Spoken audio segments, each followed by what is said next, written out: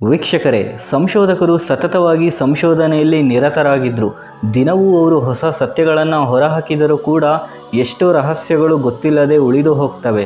ಮಾನವನ ದೇಹ ಎಷ್ಟೋ ರಹಸ್ಯ ಶಕ್ತಿಗಳು ಹಾಗೂ ಸಂಗತಿಗಳು ಇದುವರೆಗೂ ವಿಜ್ಞಾನಿಗಳಿಗೂ ಕೂಡ ಗೊತ್ತಿಲ್ಲ. ಅವುಗಳ ಬಗ್ಗೆ ಅವರು ಕೂಡ ಆಶ್ಚರ್ಯ ಪಡ್ತಾರೆ. ನಮ್ಮ ದೇಹದ ಒಂದಷ್ಟು ಸೂಪರ್ ನ್ಯಾಚುರಲ್ ಶಕ್ತಿಗಳ ಬಗ್ಗೆ, ಹಾಗೆ ಕೆಲವು ಅದಕ್ಕೆ ಸಂಬಂಧಪಟ್ಟ ಮಹತ್ತರವಾದ ವೈಜ್ಞಾನಿಕ ಸತ್ಯ ಸಂಗತಿಗಳ ಬಗ್ಗೆ ಇವತ್ತಿನ ಈ ಒಂದು ವಿಡಿಯೋದಲ್ಲಿ ಒಂದೊಂದಾಗಿ ತಿಳಿತಾ ಹೋಗೋಣ. ಬನ್ನಿ ವೀಕ್ಷಕರೇ, ಮೊದಲನೆಯದು ನಮ್ಮ ಹೃದಯದ ಬಗ್ಗೆ. ನಮ್ಮ ದೇಹದಲ್ಲಿರುವ ಎಲ್ಲ ಬಗೆಯ ನರಗಳನ್ನು ಕೂಡ ಪ್ರತ್ಯೇಕಿಸಿ ಅವುಗಳನ್ನು ಸಾಲಲ್ಲಿ ನಿಲ್ಲಿಸಿದ್ರೆ ಅವುಗಳ ಉದ್ದ ಎಷ್ಟಾಗುತ್ತೆ ಗೊತ್ತಾ? ಬರೋಬ್ಬರಿ 65,000 ಮೈಲಿ, ಅಂದರೆ ಇದು 98,000 ಕಿಲೋಮೀಟರ್ನಷ್ಟು. ವೀಕ್ಷಕರೇ, ನಮ್ಮ ಭೂಮಿಯ ವ್ಯಾಸ 40,000 ಕಿಲೋಮೀಟರ್ನಷ್ಟಿದೆ. ಒಬ್ಬ ಸದೃಢ ಯುವಕನ ನರಗಳನ್ನು ಸೇರಿಸಿ ಇಡೀ ಭೂಮಿಯನ್ನು 2 ಸಲ ಸುತ್ತಬಹುದು. ಇದು ನಿಜಕ್ಕೂ ಎಂಥ ಆಶ್ಚರ್ಯ ವಿಷಯ ಅಲ್ವಾ? ಇನ್ನು ಈ ದೇಹದಲ್ಲಿ 1 ಕಿಲೋಮೀಟರ್ವರೆಗೂ ರಕ್ತ ಹಾಯಿಸಲು ಹೃದಯ ಎಷ್ಟು ಶ್ರಮವನ್ನು ಪಡಬೇಕು ಗೊತ್ತಾ? ಈಗ ಇಷ್ಟು ದೂರದವರೆಗೂ ನೀರನ್ನು ಪಂಪ್ನಲ್ಲಿ ಹಾಯಿಸಲು ಆ ಪಂಪ್ಗೆ ಎಷ್ಟು ಪವರ್ ಇರಬೇಕಾಗುತ್ತೆ. ಹೀಗಿರುವಾಗ ನಮ್ಮ ಹೃದಯದ ದೇಹದೊಳಗೆ ಸೂಳಿಸುತ್ತಿರುವ ಈ ರಕ್ತನಾಳಗಳ ಮೂಲಕ 97,000 ಕಿಲೋಮೀಟರ್ವರೆಗೂ ನಿತ್ಯ ಪಂಪ್ ಮಾಡ್ತಾನೆ ಸರಬರಾಜು ಮಾಡ್ತಿರುತ್ತೆ. ಹಾಗಾಗಿ ಅದರ ಕಾರ್ಯಕ್ಷಮತೆ ಹಾಗೂ ಅದರ ಗುಣಮಟ್ಟತೆಯನ್ನು ನಾವು ಊಹೆ ಮಾಡಲು ಕಷ್ಟ. ಒಂದು ದಿನದಲ್ಲಿ ಅದು ಸೆಕೆಂಡ್ನಷ್ಟು ಕೂಡ ವಿರಾಮ ಪಡೆಯದೆ ನಿರಂತರವಾಗಿ ರಕ್ತವನ್ನು ಪಂಪ್ ಮಾಡ್ತಾನೆ ಇರುತ್ತೆ. ಇನ್ನು ಎರಡನೆಯದು ನಮ್ಮ ಮೆದುಳಿನ ಬಗ್ಗೆ. ವೀಕ್ಷಕರೇ, ನಮ್ಮ ಮೆದುಳು ಒಂದು ಬಗೆಯ ಡಿಜಿಟಲ್ CPU-ನಂತೆ ಕೆಲಸ ಮಾಡುತ್ತೆ. ಹಾಗೂ ಇದು ಸುಮಾರು 25 ಲಕ್ಷಕ್ಕೂ ಹೆಚ್ಚಿನ GB ತನ್ನ ಮೆದುಳಲ್ಲಿ ಸ್ಟೋರ್ ಮಾಡಿ ಇಟ್ಕೊಳ್ಳಬಹುದು ಅಂದರೆ ನೀವು ನಂಬಲೇಬೇಕು. ಬ್ರೈನ್ನಲ್ಲಿರುವ ಗ್ರಂಥಿ ಅಥವಾ ಕಣಗಳು ಆಕಾಶದ ನಕ್ಷತ್ರಗಳಿಗಿಂತ ಹೆಚ್ಚಿನ ಸಂಖ್ಯೆಯಲ್ಲಿ ಇದ್ದು ಒಂದೊಂದು ಕಣ ಕೂಡ 1 MBಗೂ ಹೆಚ್ಚು ಸ್ಟೋರ್ ಮಾಡಿ ಇಟ್ಕೊಳ್ಳುತ್ತೆ. ಇನ್ನು 4ನೇ ವಯಸ್ಸಿನವರೆಗೂ 90% ಬೆಳವಣಿಗೆ ಆಗ್ತಾ ಇರುತ್ತೆ. ಆಗಲೇ ವ್ಯಕ್ತಿ ತನ್ನ ಬದುಕಿನ 80% ಕಲ್ತಿರ್ತಾನೆ. ವಯಸ್ಸು 10 ದಾಟಿದ ಬಳಿಕ ಮೆದುಳು 100ಕ್ಕೆ 100 ಬೆಳೆದಿರುತ್ತೆ. ಅಂದರೆ ಆಗ ವ್ಯಕ್ತಿ ಒಬ್ಬ 75 ವರ್ಷದವರೆಗೂ ಬದುಕಿದ್ದಾನೆ ಅಂದರೆ ತನ್ನ ಜೀವನದ ಮುಕ್ಕಾಲು ಭಾಗವನ್ನು 20ನೇ ವಯಸ್ಸಿನ ಒಳಗೆ ಕಲ್ತಿರ್ತಾನೆ. ಇನ್ನು ಇದರ ಆಚೆಗೆ 50 ವರ್ಷಕ್ಕೆ 20% ಮಾತ್ರ ಕಲಿತಾನೆ. ಮೂರನೆಯದು ಇನ್ನು ಮೂಳೆ ಬಗ್ಗೆ. ವೀಕ್ಷಕರೇ, ನಾವು ಹುಟ್ಟಿದಾಗ ನಮ್ಮ ಮೈಯಲ್ಲಿ ಒಟ್ಟು 300 ವಿಧದ ಮೂಳೆಗಳು ಇರ್ತವೆ. ಬೆಳೆಯುತ್ತಾ ಕ್ರಮೇಣ ಅದರ ಸಂಖ್ಯೆ 206ಕ್ಕೆ ಕುಸಿಯುತ್ತೆ. ಮಾನವನ ಮೂಳೆಗಳು ಕಾಂಕ್ರೀಟ್ಗಿಂತಲೂ ಗಟ್ಟಿ ಇರ್ತವೆ. ಇಡೀ ಮಾನವನ ದೇಹದಲ್ಲಿ ಅತ್ಯಂತ ಬಲವಾದ ಮೂಳೆ ಅಂದರೆ ಅದು ಫೆಮರ್. ತೊಡೆಯ ಬಳಿ ಇರುವಂಥ ಇದು ಎಷ್ಟು ಸದೃಢ ಅಂದರೆ ಒಂದು ಸ್ಟೀಲ್ ಪೈಪ್ಗಿಂತಲೂ ಗಟ್ಟಿ ಇರುತ್ತೆ. ನಮ್ಮ ಹ್ಯೂಮನ್ ಸ್ಕಲ್ಸ್ ಸುಮಾರು 20 ಬಗೆಯ ಮೂಳೆಗಳಿಂದ ಕೂಡಿ ರಚನೆ ಆಗಿರುತ್ತೆ. ಇನ್ನು 4ನೇದು ಲವ್ ಬಗ್ಗೆ. ಹೌದು, ನಮ್ಮೆಲ್ಲರಲ್ಲೂ ಕೂಡ ಲವ್ ಇರುತ್ತೆ. ನಮಗೆ ಯಾರ ಮೇಲಾದರೂ ಪ್ರೀತಿ ಉಂಟಾದಾಗ ಅವರನ್ನು ನೋಡಿದ ತಕ್ಷಣ ಒಂದು ಬಗೆಯ ಕಾಂತಿ ನಮ್ಮಲ್ಲಿ ಮೂಡುತ್ತೆ.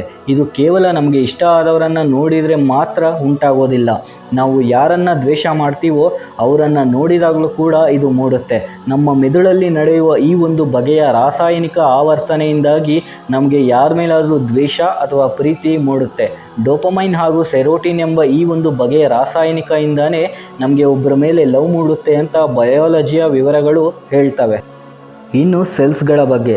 ಸೆಲ್ಸ್ ಅಂದರೆ ಅಣು ಅಥವಾ ಕಣ. ಇದು ನಮ್ಮ ದೇಹದಲ್ಲಿ ಇರುತ್ತೆ. ಇಂಥ ಅಸಂಖ್ಯಾತ ಬಿಲಿಯನ್ ಗಟ್ಟಲೆ ಸೆಲ್ಸ್ಗಳಿಂದಲೇ ನಮ್ಮ ದೇಹ ರಚನೆ ಆಗೋದು. ಹ್ಯೂಮನ್ ದೇಹದಲ್ಲಿ ಅತಿ ದೊಡ್ಡ ಸೆಲ್ ಸ್ತ್ರೀಯ ದೇಹದಲ್ಲಿ ಇರುವ ಅಂಡಾಶಯ ಹಾಗೂ ಅತ್ಯಂತ ಸಣ್ಣ ಸೆಲ್ ಪುರುಷರ ವೀರ್ಯ ಅಥವಾ ಶುಕ್ರಾಣು. ನಮ್ಮ ದೇಹದಲ್ಲಿ ಪ್ರತಿನಿತ್ಯ ಹಾಗೂ ಪ್ರತಿದಿನ 1 ಕೋಟಿ ಕೆಂಪು ರಕ್ತ ಕಣಗಳು ಹುಟ್ಟುತ್ತಾ ಇರ್ತವೆ ಹಾಗೂ ಸಾಯ್ತಾ ಇರ್ತವೆ. ಹಾಗೂ ಈ ಕಣಗಳು ತನ್ನಲ್ಲಿಯೇ ವಿಭಜನೆಗೂ ಕೂಡ ಒಳಗಾಗ್ತಿರ್ತವೆ. ಪ್ರತಿ 5 ವರ್ಷಕ್ಕೆ ಒಮ್ಮೆ ಮಾನವನ ದೇಹದಲ್ಲಿ ಹೊಸ ಕಣಗಳು ಉತ್ಪತ್ತಿಯಾಗಿ ರೀಪ್ಲೇಸ್ ಆಗ್ತಾ ಇರ್ತವೆ. ಪೂರ್ಣ ಬೆಳೆದ ಒಂದು ಮಾನವನ ದೇಹದಲ್ಲಿ ಒಟ್ಟು 7 ಆಕ್ಟೇವಿಯನ್ ಅಷ್ಟು ಸೆಲ್ಗಳು ಇರ್ತವೆ. ಇನ್ನು 6ನೇದು ಗ್ರೋತ್ ಬಗ್ಗೆ. ಹುಟ್ಟಿದ ಪ್ರತಿ ವ್ಯಕ್ತಿ ದೇಹದ ಪ್ರತಿ ಅವಯವ ನಿರಂತರ ಬೆಳವಣಿಗೆ ಹೊಂತಾನೇ ಇರುತ್ತೆ. ಈ ಅಂಗಗಳಲ್ಲಿ ಹುಟ್ಟಿದಾಗಿಂದ ಕೊನೆಯವರೆಗೂ ಬೆಳೆಯದೇ ಸ್ತಬ್ಧವಾಗಿ ಇಳಿಯುವ ಅಂಗ ಅಂದರೆ ಅದು ಕಣ್ಣು ಮಾತ್ರ. ಕಾರಣ ಅದರ ಒಳಗೆ ರಕ್ತ ಚಲನೆ ಇರೋದಿಲ್ಲ. ಇದು ಹುಟ್ಟಿದಾಗಲೇ ಪೂರ್ಣವಾಗಿ ಬೆಳೆದಿರುತ್ತೆ. ಇನ್ನು ಮಾನವನ ಶರೀರ ಒಂದು ನಿಗದಿತ ಏಜ್ನವರೆಗೂ ಮಾತ್ರ ತಾನು ಬೆಳೆಯುತ್ತೆ. ಆ ಬಳಿಕ ಆ ಬೆಳವಣಿಗೆ ಕುಂಠಿತಗೊಳ್ಳುತ್ತೆ. ನಮ್ಮ ಮೂಗು ಹಾಗೂ ಕಿವಿಗಳು ಮಾತ್ರ ನಮ್ಮ ಜೀವನದ ಕೊನೆಯವರೆಗೂ ಬೆಳೀತಾನೆ ಇರ್ತವಂತೆ. ಆದರೆ ಇವುಗಳ ಬೆಳವಣಿಗೆ ಗತಿ ಬಹು ನಿಧಾನವಾಗಿ ಸಾಗುತ್ತೆ. ಯಾವುದೇ ವ್ಯಕ್ತಿ ಆಹಾರವಿಲ್ಲದೆ 9 ರಿಂದ 10 ದಿನಗಳವರೆಗೂ ಜೀವಿಸಬಹುದು. ಆದರೆ ನೀರಿಲ್ಲದೆ ಅವನು 2 ರಿಂದ 3 ದಿನಗಳಿಗೂ ಹೆಚ್ಚು ಜೀವಿಸೋಕೆ ಆಗಲ್ಲ. ವೀಕ್ಷಕರೇ, ನಮ್ಮ ದೇಹದ ಪ್ರತಿ ರಕ್ತ ಚಲನೆ ಕೂಡ ಗಂಟೆಗೆ 120 ಕಿಲೋಮೀಟರ್ ವೇಗದಲ್ಲಿ ರಕ್ತ ಪ್ರಸಾರ ಮಾಡ್ತಿರುತ್ತೆ. ಹೆಚ್ಚು IQ ಹೊಂದಿರುವವರು ದಿನವೂ ರಾತ್ರಿ ಲೇಟಾಗಿ ನಿದ್ರಿಸ್ತಾರಂತೆ. ಹಾಗೂ ವ್ಯಕ್ತಿಯೊಬ್ಬ ತನ್ನ ಜೀವಿತಾವಧಿಯಲ್ಲಿ ಒಂದಷ್ಟು ಬಗೆಯ ಕೀಟಗಳನ್ನ ಗೊತ್ತಿಲ್ಲದೇನೋ ಸೇವಿಸ್ತಾನಂತೆ. ಇನ್ನು 7ನೇದು ಸ್ಪೈನಲ್ ಕಾರ್ಡ್ ಬಗ್ಗೆ, ಅಂದರೆ ಬೆನ್ನುಮೂಳೆ. ದೇಹದಲ್ಲಿ ಬೆನ್ನುಮೂಳೆ ಮಾತ್ರ ಪ್ರಧಾನವಾದದ್ದು.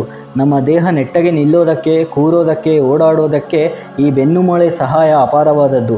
ನಮ್ಮ ಆಲೋಚನೆಗಳನ್ನ ಮೆದುಳಿಗೆ ರವಾನಿಸೋ ಕೆಲಸ ಕೂಡ ಈ ಸ್ಪೈನಲ್ ಕಾರ್ಡ್ ಮಾಡುತ್ತೆ. ಹಾಗೂ ಇದು ಎಲ್ಲವೂ ಮೆದುಳಿಗೆ ರವಾನಿಸದೆ ತಾನು ಕೂಡ ಸ್ವತಃ ಆಲೋಚಿಸಿ ದೇಹಕ್ಕೆ ಎದುರಾಗುವ ಅಪಾಯಗಳಿಂದ ಎಚ್ಚರಿಸೋ ಕೆಲಸ ಕೂಡ ಮಾಡುತ್ತೆ. ಉದಾಹರಣೆಗೆ, ಕಾಲಿಗೆ ಮುಳ್ಳು ಚುಚ್ಚಿದಾಗ ಹಲವು ಸಲ ಅದಕ್ಕೆ ಚುಚ್ಚುವಾಗ ಮೊದಲೇ ನಾವು ಕಾಲುಗಳನ್ನ ಹಿಂದೆ ತೆಗೆದುಕೊಳ್ತೀವಿ. ಹಾಗೆ ಗಾಡಿ ಚಲಾಯಿಸುವಾಗ ಯಾರಾದರೂ ಅಡ್ಡ ಬಂದರೆ ಸಡನ್ನಾಗಿ ಬ್ರೇಕನ್ನು ಹಾಕ್ತೀವಿ. ಇಂತಹ ಕೆಲವು ತುರ್ತು ನಿರ್ಣಯಗಳನ್ನ ಬೆನ್ನುಮೂಳೆ ಸ್ವತಃ ತೆಗೆದುಕೊಳ್ಳುತ್ತೆ. ವೀಕ್ಷಕರೇ, ಇನ್ನು 8ನೇದು ಕಣ್ಣುಗಳ ಬಗ್ಗೆ. ಇಂದ್ರಿಯಗಳಲ್ಲೇ ಪ್ರಧಾನವಾದ ಅಂಗ ಅಂದರೆ ಅದು ಕಣ್ಣು. ನಮ್ಮ ಕಣ್ಣು ಸುಮಾರು 10 ಕೋಟಿಗೂ ಅಧಿಕ ಬಣ್ಣಗಳನ್ನು ಗುರುತಿಸುತ್ತೆ.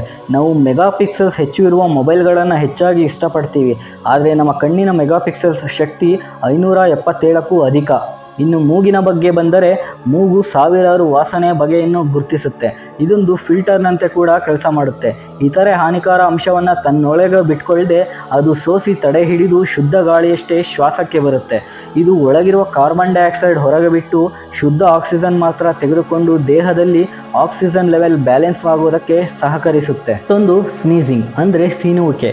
ಕಾರಣಾಂತರಗಳಿಂದ ಸೀನುವಿಕೆ ಬಂದಾಗ ಒಂದು ಕ್ಷಣ ಹೃದಯ ಒಂದು ಬಿಟ್ಟು ಉಳಿದ ಎಲ್ಲ ಅಂಗಾಂಗಗಳು ತಮ್ಮ ಕೆಲಸವನ್ನು ಸ್ಥಗಿತಗೊಳ್ತವೆ. ಹಾಗೆ ಒಳಗಿನಿಂದ ಸೀನು ಗರಿಷ್ಠ 160 ಕಿಲೋಮೀಟರ್ ವೇಗದಲ್ಲಿ ಹೊರಬರುತ್ತೆ. ನೀವು ಸೀನಿದ ತಕ್ಷಣ ನಿಮ್ಮ ಮೈ ಮನಸ್ಸು ಹಗುರವಾದಂತೆ ಅನುಭವ ಆಗುತ್ತೆ. ಮತ್ತೊಂದು ಕೂದಲಿನ ಬಗ್ಗೆ. ಸಾಮಾನ್ಯವಾಗಿ ಪ್ರತಿದಿನ ನಮ್ಮ ತಲೆ ಕೂದಲು 0.0 ಇಂದ 0.08 ಮಿಲಿಮೀಟರ್ನಷ್ಟು ಉದ್ದ ಬೆಳೆಯುತ್ತೆ. ತಲೆ ಮೇಲೆ ಸುಮಾರು 1,30,000ಕ್ಕೂ ಹೆಚ್ಚು ಕೂದಲು ಇರ್ತವೆ. ಹಾಗೆ ನೂರಾರು ಕೂದಲು ನಿತ್ಯ ಉದುರ್ತಾನೆ ಇರ್ತವೆ. ಹಾಗೆ ಉದುರಿದ ಕೂದಲು ಪುನಃ ಮತ್ತೆ ಬೆಳೀತವೆ. ನಿಮಗೆ ಗೊತ್ತಾ ವೀಕ್ಷಕರೇ, ತಲೆ ಕೂದಲುಗಿಂತಲೂ ಗಡ್ಡದ ಕೂದಲು ವೇಗವಾಗಿ ಬೆಳೆಯುತ್ತೆ. ಮನುಷ್ಯ ತನ್ನ ಜೀವಿತಾವಧಿಯಲ್ಲಿ ಗಡ್ಡವನ್ನು ಶೇವ್ ಮಾಡದೆ ಹೋದರೆ ಅದು 30 ಅಡಿಯವರೆಗೂ ಬೆಳೆಯಬಹುದು. ವೀಕ್ಷಕರೇ, ನಮ್ಮ ದೇಹದಲ್ಲಿ ಇಷ್ಟೊಂದು ಶಕ್ತಿ ಇದೆ ಅಂತ ನಿಮಗೆ ತಿಳಿದಾಗ ನಿಜಕ್ಕೂ ಒಂದು ಕ್ಷಣ ವಾವ್ ಅನಿಸುತ್ತೆ ಅಲ್ವಾ? ಇದಿಷ್ಟು ಈ ಒಂದು ವಿಡಿಯೋದ ಮಾಹಿತಿ. ಇಂತಹ ಇನ್ನಷ್ಟು ಸ್ವಾರಸ್ಯಕರ ವಿಷಯಗಳನ್ನು ಮುಂದಿನ ವಿಡಿಯೋದಲ್ಲಿ ತಿಳಿಯೋಣ. ನಮಸ್ಕಾರ.